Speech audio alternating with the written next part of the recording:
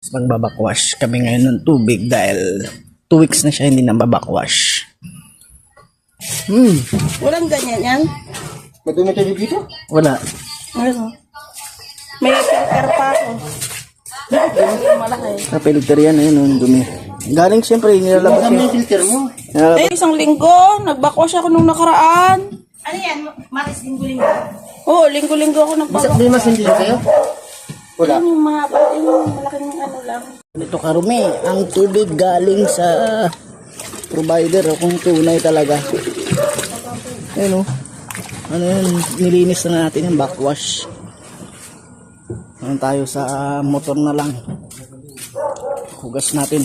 Mag-ano tayo, maglalaba. Lalaba sa motor. Sayang naman o.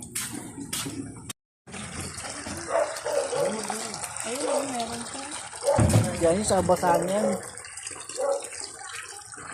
Ayo, dito na. Dito na. Malinis na ang galing. Medyo malinis na.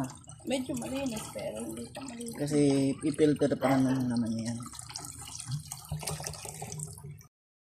Ngayon, after na mag-backwash kanina, ayan o, yung output niya o. Diba, kahit wala na tayong pang sala, okay na siya. Ayan siya. Ganun siya kalinis.